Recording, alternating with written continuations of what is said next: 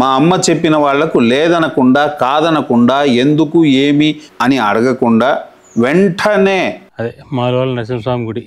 ఇక్కడ శాసన అధికారము అంతా కూడా అమ్మవారికి మాత్రమే. ఓహో.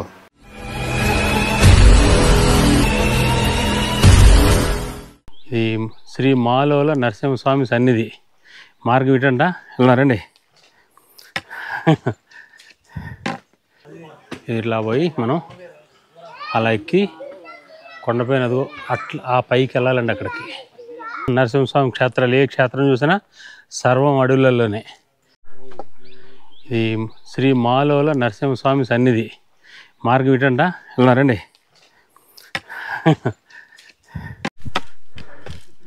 అదిగోండి ఆ మెట్లెక్కి అలా పైకి పోతే ఆలయం కనిపిస్తుంది కదా, అదే మాలోల నరసింహస్వామి గుడి. ఇక్కడ కుడి చేత పక్క పోతే మాలోల నరసింహస్వామి గుడి అండి. ఇప్పుడు మాలోల నరసింహస్వామి గుడికి వస్తున్నాం మనం. అన్ని వనాల మధ్యనే ఎంత ప్రకృతిలో ప్రశాంతంగా ఉంటాయి గుళ్ళన్నీ కూడా. ఇది శ్రీ మాలోల నరసింహస్వామి దేవస్థానం. ఇది లోపల చందనంతో అభిషేకం చేస్తున్నారట. చేత వెయిట్ చేయమన్నారు ఒక 20 నిమిషాలు 30 నిమిషాలు. చూసారా ఆలయం ఎంత చక్కగా ఉందో. ఈ ఆలయంలో నరసింహస్వామి వారిని చాలా అందంగా తీర్చిదిద్దారు.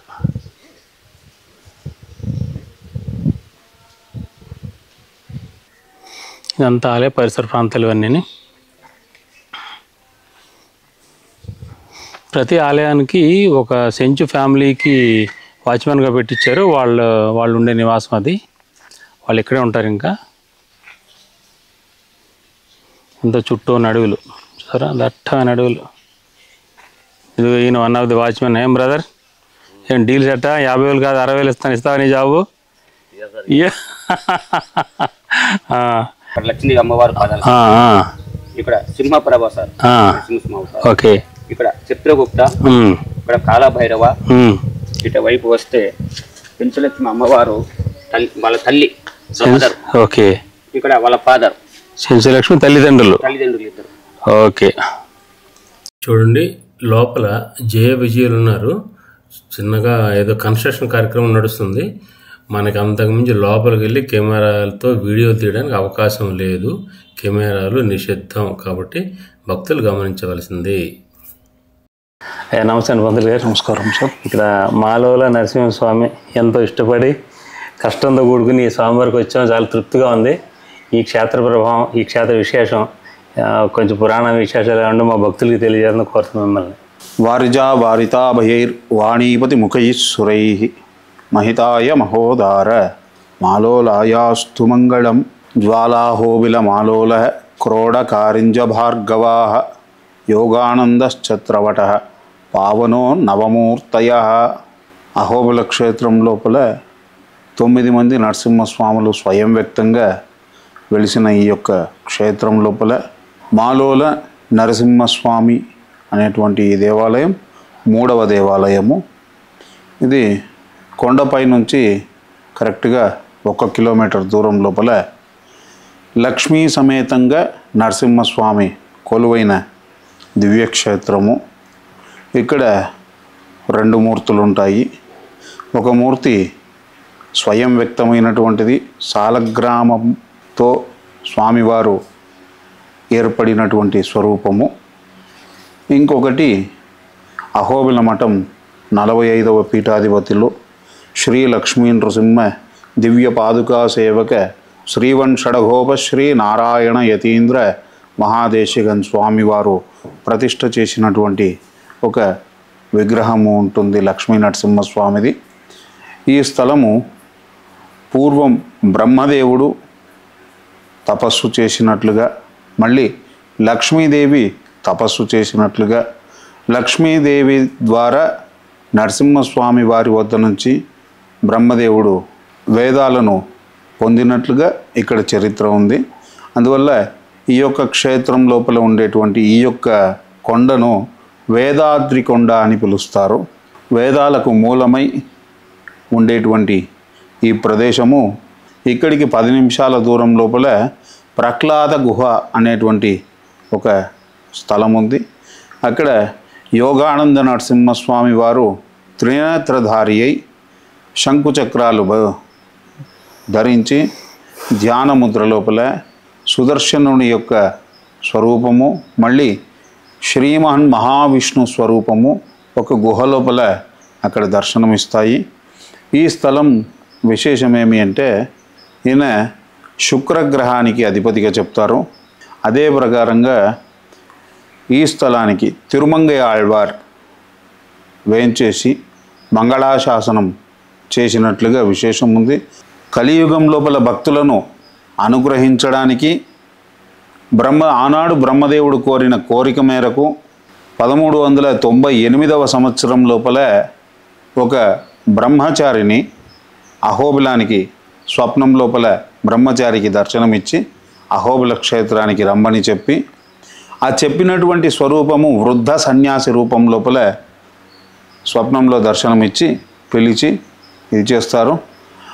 ఆయన బ్రహ్మచారి అహోబిల క్షేత్రానికి వచ్చి సంధ్య వార్చుకుంటున్నటువంటి సందర్భం లోపల సాక్షాత్తు శ్రీ లక్ష్మీ నరసింహస్వామి వారే ఒక వృద్ధ సన్యాసి రూపం లోపల వచ్చి, మరి స్వామివారు స్వప్నం లోపల దర్శనమిచ్చారు.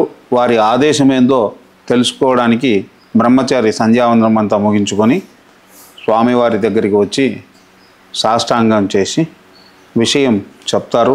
అయ్యా, ఈ విధంగా స్వప్నంలో రమ్మని పిలవడం జరిగింది, అందువల్ల వచ్చాను అని. వెంటనే స్వామివారు అంటారు, నీకు భగవదాజ్ఞ ఏమి అంటే నువ్వు సన్యసించాలి అని భగవంతుడి ఆజ్ఞను తెలియజేస్తారు.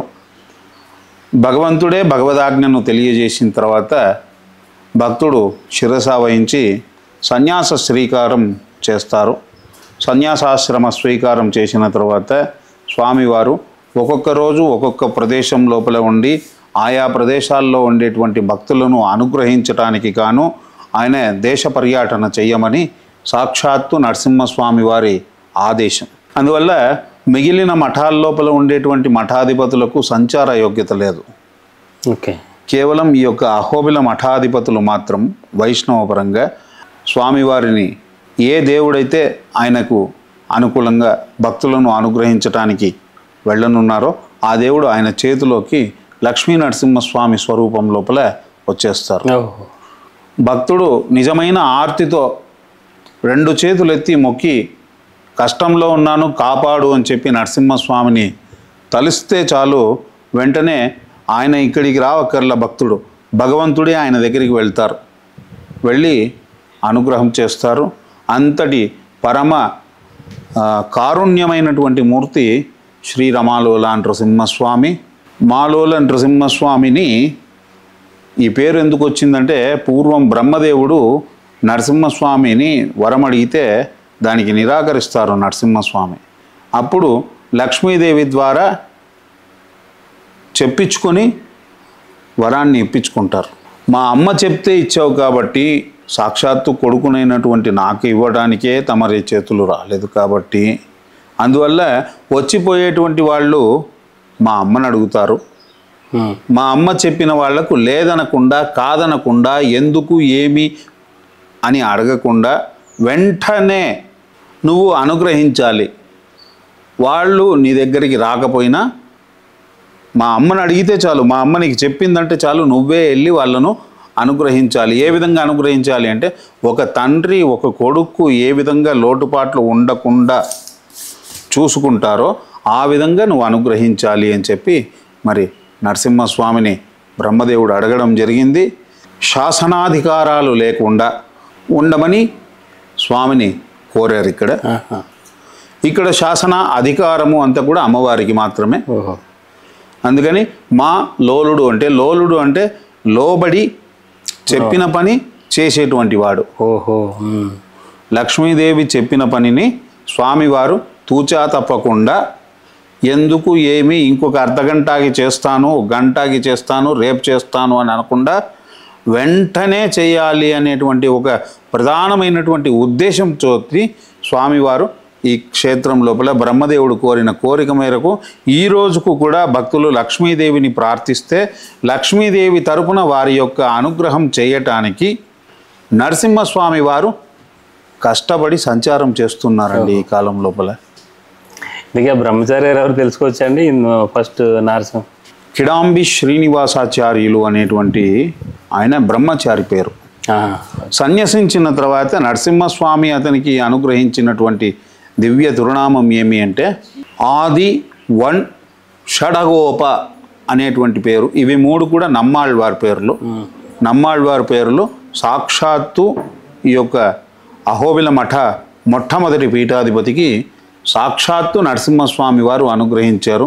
శ్రీమద్ ఆదివన్ షడకోప యతీంద్ర మహాదేశికన్ అని చెప్పి ఆయనకు మహానుభావుడికి సాక్షాత్తు నరసింహస్వామి వారే.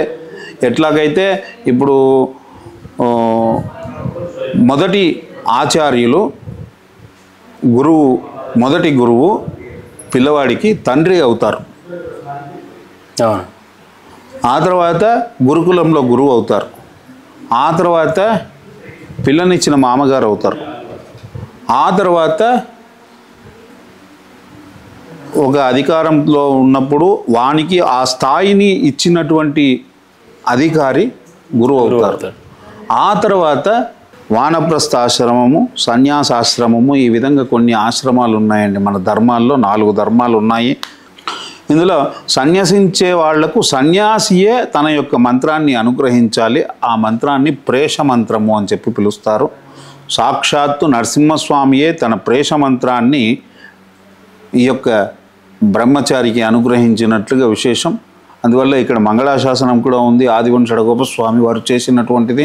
అహోబిళే శ్రీ నృసింహ ప్రేషమంత్రం స్వయం దదౌ యోగి రూపేణ యస్యాస్మై షడగోపాయ మంగళం అని చెప్పనేసి సాక్షాత్తు నరసింహస్వామి వారే ఈ బ్రహ్మచారికి ప్రేషమంత్రోపదేశం చేసి సన్యాసాశ్రమ స్వీకారాన్ని అనుగ్రహించి ఆయన చేతిలో విగ్రహంగా మారి ఈ రోజుకు కూడా మరి సంచారం చేస్తూ ఉన్నారు స్వామివారు. అటువంటి దివ్యమైనటువంటి ప్రదేశం ఇది. ఈ యొక్క క్షేత్రం లోపల నరసింహస్వామిని కూడి ఉన్నటువంటి లక్ష్మీదేవిని మొక్కినటువంటి వాళ్లకు వాళ్ళ జీవితం యావత్తు శుక్రదోషం అనేటువంటిది లేకుండా కాపాడుతారు. శుక్రదోషం అనేటువంటిది ఐశ్వర్య, ఆ తర్వాత గ్రహస్థ ధర్మ అన్యోన్యత, అఖండమైనటువంటి వ్యాపార, ఈ యొక్క స్థలాలన్నింటినీ కూడా స్వామివారు శుక్రుడు చూసుకుంటారు. అటువంటి శుక్రస్థానాన్ని ఏ విధమైనటువంటి దోషాలున్నా కూడా అది ఈ యొక్క స్థలం లోపల ఉండేటువంటి నరసింహస్వామిని, లక్ష్మితో కూడి ఉండేటువంటి నరసింహస్వామిని పూజిస్తే అవి అన్నీ కూడా నివృత్తి అయి బాగుంటారని చెప్పి ఒక విశ్వాసం ఈ రోజుకు కూడా ప్రబలంగా ఉంది. చాలా సంతోషం అండి. చాలా మంచి విషయాలు చెప్పారు.